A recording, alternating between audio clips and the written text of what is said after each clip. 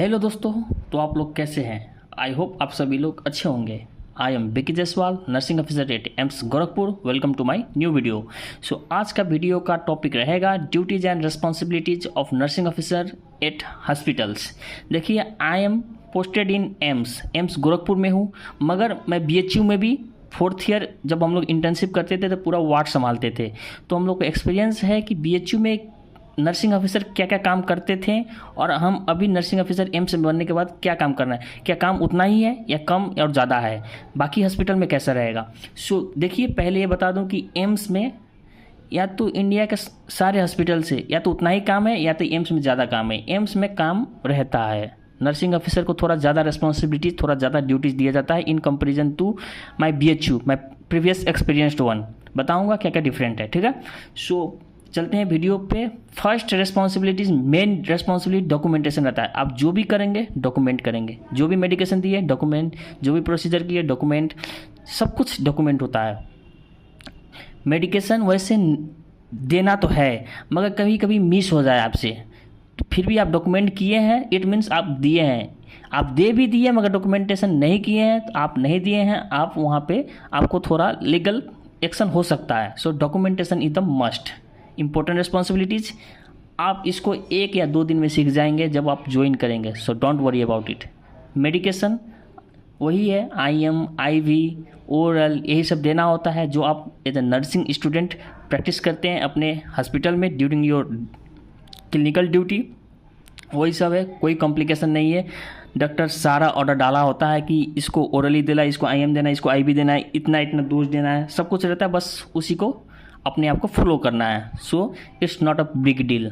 सो cannulation देखिए, ये तो नर्सिंग ऑफिसर को करना ही करना है, सारे जगह करता है। कैनुलेशन में आप लोग को एक्सपर्ट होना होगा एंड कैनुलेशन इज ईजी, ठीक है। उतना नहीं है, आप लोग नर्सिंग स्टूडेंट हैं तो अपने प्रैक्टिस करिए क्लिनिकल ड्यूटी में, ईजी रहता है। सेंट्रल लाइन डॉक्टर लगाते हैं, सेंट्रल लाइन के लिए वरी मत करिए। सेंट्रल लाइन भी यहाँ पे एम्स में वो स्पेशलिस्ट होते हैं, एनेस्थेसिया वाले, वही लगाते हैं। हमारे BHU में क्या था कि वो पोस्टेड डॉक्टर भी लगा देते थे, GI लगा देते थे, SR लगा देते थे, ठीक है। वाइटल साइंस अपडेट्स देखिए, हम ICU में है, हमको एवरी हावरली करना होता है, मगर ऊपर वार्ड में वो लोग 4-5 घंटे में करते हैं, या एक शिफ्ट में एक बार भी करते हैं। मगर हमारे ICU में मॉनिटर लगा रहता है, उसमें सब कुछ दिखता है, BP CP सब दिखता है। ऊपर वार्ड में वो लोग मैनुअल BP लेते हैं। And here comes difference in AIIMS and my BHU में क्या आता था, BP हम लोग छूते भी नहीं थे, नर्सिंग ऑफिसर छूते भी नहीं है BP अपरेटस को, मगर in AIIMS nursing officer BP लेंगे, ठीक है। Intake and output, yes it's our responsibilities. मतलब अगर पेशेंट खुद जा रहा है यूरिनेशन करने तो हम लोग पूछते हैं कि कितना आया है, मेजर करते हैं। एक बकेट यूरिन बकेट होता है, उसमें करने पे वो दिख जाता है कितना ml है, और यदि उसका यूरो बैग लगा, यूरोमीटर लगा है तो उससे भी मेजर हो जाता है। It's our responsibilities and it's important. इसका डॉक्यूमेंटेशन अच्छे तरीके से करना होता है क्योंकि ये काफ़ी डिजीज़ को डायग्नोस करने में मदद करता है। पोजिशनिंग इट्स आवर रिस्पॉन्सिबिलिटीज, ठीक है। पोजिशनिंग देते रहना पड़ता है, ICU में तो और ज़्यादा देना पड़ता है हम लोग को। And mouth care, oral care, I care, ये सब हम लोग देते हैं। कभी कभी अटेंडेंट, बहुत दिन से पेशेंट कोई एडमिट है तो अटेंडेंट भी सीख जाते हैं और अटेंडेंट भी दे सकते हैं, मगर आपके प्रेजेंस में, ठीक है। स्किन केयर भी आप ही देंगे। कोई बेड सोर है, ये सब है तो उसको डॉक्यूमेंटेशन करना होता है, मेंशन करना होता है, डॉक्टर को बताना होता है कि यहाँ पे बेड सोर है, तो फिर वो सुमैक ड्रेसिंग ये सब प्रेस्क्राइब करते हैं। और सुमैक ड्रेसिंग डॉक्टर करेगा, ठीक है, ड्रेसिंग हमारा काम नहीं है। Suctioning it's our responsibility and suctioning is important procedure.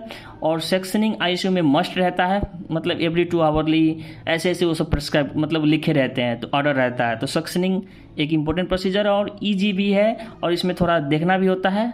So suctioning भी हम लोग का करना होता है।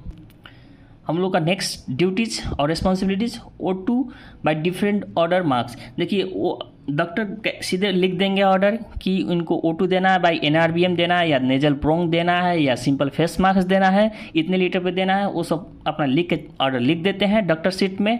हम लोग को बस देख के उतने पे लगा देना है जिस मार्क्स से ऑर्डर डाला गया है, ठीक है, एंड डॉक्यूमेंट कर देना है। सारे में डॉक्यूमेंटेशन होता है।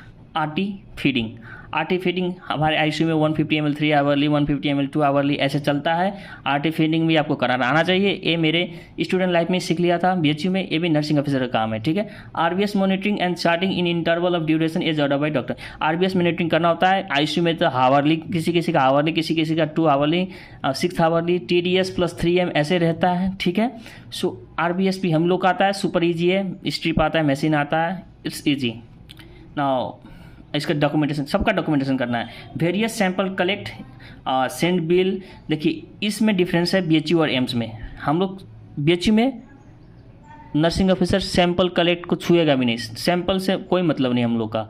बट इन एम्स हम लोग पहले डॉक्टर लिखता है कि ये इसको सैंपल जाना है, तो हम लोग अटेंडेंट को बिल भेजते हैं कि ये इसका बिल कटा के आइए। वो जब बिल आता है तो फिर हम लोग सैंपल कलेक्ट करते हैं, एक्सेप्ट एबीजी डॉक्टर निकालेगा, ठीक है, हम लोग नहीं। बीएचयू में भी इधर भी ABG is the responsibilities of doctor, not our. So sample हम लोग निकालते हैं, फिर सैंपल हम लोग भेजते हैं, फिर हम लोग रिपोर्ट को ट्रेस करते रहते हैं। एम्स में क्या रहता है कि सिस्टम में आ जाता है, हम लोग को खुद उसको प्रिंट आउट करके अपने उसमें भी वार्ड में ही और उसको फाइल में लगाना होता है एंड डॉक्टर को इन्फॉर्म करना रहता है कि इस पेशेंट का, इस सैंपल का रिपोर्ट आ चुका है, आप देख लीजिए, ठीक है। सो ये रहता है। स्टूल पास्ड और नट, ये रहता है। जैसे डायपर हम लोग चेंज नहीं करेंगे। कोई क्या कहता है कि हम लोग पोटी साफ करते हैं, no, we will never touch that. क्या रहता है कि HA रहता है, हेल्थ असिस्टेंट्स, जो हमसे नीचे रहते हैं। उसके बाद HK रहता है, HK रहता है इन एम्स में हम लोग से नीचे HK रहते हैं, सर सफाई वाले रहते हैं, ठीक है। वो सब ये स्टूल ये सब देखेंगे। बस हम लोग को ये मालूम होना चाहिए कि स्टूल पास्ट और नॉट, इसको बस डॉक्यूमेंट कर देना है। Patient has past stool. कभी कभी डॉक्टर कलर भी पूछ लेंगे। सो आप अटेंडेंट से या HK से पूछ लेंगे जो भी उसका पोटी साफ किया है कि इसने कौन सा कलर स्टूल था। और डायपर बस उनको दे देना है। HA और HK या अटेंडेंट जो भी हो वो अपना पहना देंगे पेशेंट को। सो ये रहा। इसमें काफ़ी सारे मतलब वो हो जाते हैं कि ऐसा ऐसा काम करना पड़ेगा, नो नहीं करना है, बस उनको बोल देना है कि कर दीजिए, HA HK या अटेंडेंट कर देंगे। पेशेंट ऑन वेंटिलेटर क्लोज में, देखिए इसमें क्या रहता है कि हम लोग आईसीयू में करते हैं एवरी हावर मॉनिटरिंग, एकदम पूरा एक मॉनिटर, वाइटल मॉनिटर का सीट आता है, उसमें मतलब बहुत सारे दिए गए होते हैं, सबको एवरी हावरली उसको देखकर मेजर कर लिखना होता है, डॉक्यूमेंट करना होता है। इसीलिए आईसीयू में ज़्यादा काम रहता है और 1-2 पेशेंट मिलते हैं। मगर ऊपर वार्ड में हम लोग का भाई एक नर्सिंग ऑफिसर कभी कभी 13 पेशेंट को संभाल रहे हैं, मगर आईसीयू में हम लोग को मैक्सिमम 3, यूजुअली 2, कभी कभी 1 भी मिल जाते हैं, ठीक है। सो जो वेंटिलेटर पे है उसको क्लोज मॉनिटरिंग करना है, बस मॉनिटरिंग करना है, डॉक्यूमेंटेशन करना है। वेंटिलेटर लगाने का, सेटअप करने का काम डॉक्टर का है। And the next main important responsibility is during intubation और एनी प्रोसीजर।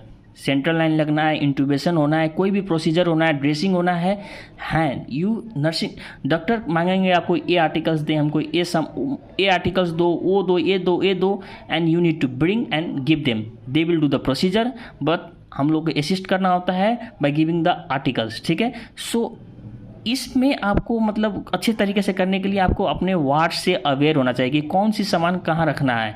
आपको ये नॉलेज में होना चाहिए कि हाँ लेरेंजोस्कोप यहाँ रखा है, ET ट्यूब यहाँ रखा है, डायनाप्लास्ट उधर रखा है, मतलब कौन मेडिकेशन किधर रखा है, अपने वार्ड से अवेयर रहना होता है, ठीक है।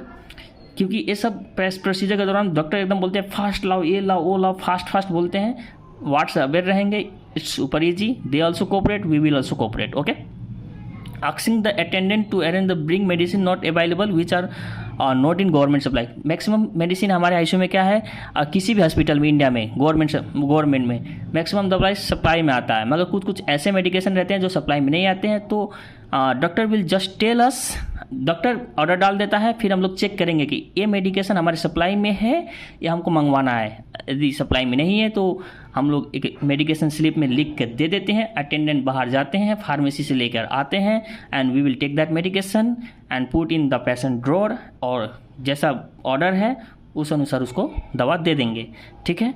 Documentation during admission and discharge and attendant को दवा के बारे में समझाना। देखिए क्या रहता है कि पेशेंट एडमिशन हुआ, हमारा काम ज़रूर हो जाता है, हम लोग पहले पूरा डॉक्यूमेंट करेंगे, ठीक है, कि पेशेंट कहाँ से आए, एड्रेस से, एक अपना एडमिशन डिस्चार्ज वो रहता है, डायरी उसको मेंटेन करना होता है, डॉक्यूमेंटेशन सारा कर दिए। अब पेशेंट डिस्चार्ज होने वाला है, उसमें डॉक्टर डिस्चार्ज समरी बना देगा और कुछ मेडिकेशन लिख देंगे, और कुछ मेडिकेशन रहते हैं जो उसको घर पे जाकर लेना होता है पेशेंट को। तो हम लोग उसके अटेंडेंट को समझाते हैं कि ये मेडिकेशन इतने टाइम ऐसे खिलाना है, इस मैडम से खिलाना है, सारा समझाना रहता है उनको, अटेंडेंट को या पेशेंट को, ठीक है।